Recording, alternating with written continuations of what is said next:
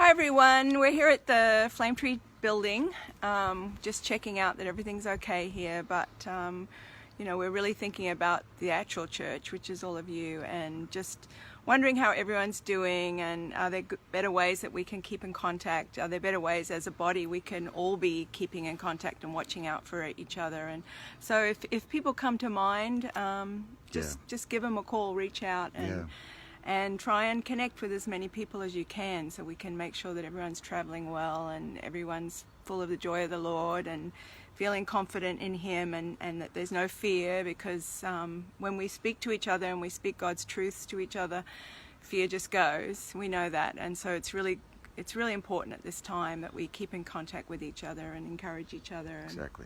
Exactly. Yeah, and again, Ginny and I just wanted to give you all a wave, but I also wanted to share some encouragement. You know, we've all been catching news feeds and headlines and theories and conspiracies and fears, and most of you were quite confident because you're part of this family, and we are family. This is a FlameTree family, and you don't get to choose your family. God chooses it for you. And it just occurs to me too that so many of you have that testimony that God brought you to FlameTree, and you asked yourself, what am I doing here? And yet it felt like home. So we want to affirm again today that God has put us all together, and so we are in this to encourage one another and to be a light to the people around us as well. But with all of the input, with all of the uncertainty and fears and conversations that are happening around, I just want to make sure, and again I say I'm confident most of you are there, that you're not being driven in any sense by fear or worry, or which theory to latch on to and which one to promote. Our eyes are up, regardless of whatever extreme might be influencing us, from conspiracies to theologies and end time scenarios and whatnot. Really, you can be interested, you can be informed, but mainly this is a season, regardless of the source, for us to keep our eyes on the Lord and to refocus. We're coming into Passover, and in the days running up to Passover, there's a search for unleavened bread, and the rabbis have taught for centuries that has to be done at night with candlelight. And you got to ask yourself, why would you be looking for search for leavened bread? Why would you be looking for leaven in a dark house with candlelight? And the reason being that with candlelight or torchlight or a finer light in a darkened area, your focus is fine-tuned. And I believe that in a sense God is fine-tuning the global focus. It's as if He's inviting us to search our lives for leaven, stuff that isn't life-producing, that isn't kingdom value, and shining light on that and allowing us then by His grace to get rid of it. I wanted to share again from Isaiah 52, because I did that on Sunday, but the volume was so bad, and it was important enough that I wanted to repeat it to you just in a few minutes, because this is a verse that came to me quite supernaturally that morning, on Sunday morning, or it was the night before, it might have been Saturday. And it was one of those moments where you open the scriptures and the Bible, it just leaps, and you know that this is God highlighting a verse for the season that we find ourselves in. And this is from Isaiah 52, from verse 11. And I'm reading again from the Passion Translation. It's not grossly different than traditional translations, but it's beautifully put here.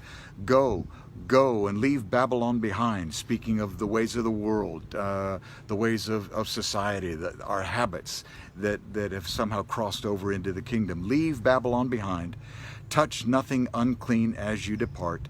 Keep your life pure as you leave, you who carry the vessels of Yahweh. That is to say, for you and I, we are the vessel. You who carry the presence of the Lord. Make sure that you're pursuing holiness, that you're pursuing purity, that you're using this time of searching to uncover the stuff that is compromising or diluting our walk with the Lord. And then in verse 12 it says, you will neither have to leave in haste, nor will you make a frantic escape, for your God Yahweh will go before you. He will lead you each step and be your rear guard. In other words, we have a mandate from heaven now to enter this season of absolute unprecedented uncertainty, and yet without fear. We don't run. We don't become frantic. We don't hoard. We don't worry about tomorrow. We settle. We rest. We Shabbaton. That is to say, in Hebrew, we lay things down. We keep our eyes up. And right now, I'll invite you all just to put a smile on your face. Everybody, just smile, regardless of your circumstances. I know some have lost jobs, some have lost income certainty, some have lost all sorts of things. And nevertheless, we as the children of God have a mandate from heaven, a promise from our Father that elicits from us a smile of childlike confidence. So I want to bless you guys today, that you should just walk in peace, walk in measured steps, because the Lord is your covering. The Lord is your right hand. The Lord is your rear guard, as we've just read. So God bless you, and we'll see you on Sunday morning for the live stream that Stu and I will do also here from the office with some worship and some word, and then we're looking forward to being with most of you that can for the Seder on Wednesday night at 6:30 as we go through the Passover. Yeah, that'll be good. That'll be brilliant. So everybody, love you. God bless you. Bye. Talk to you Take soon. care. Bye-bye. Bye.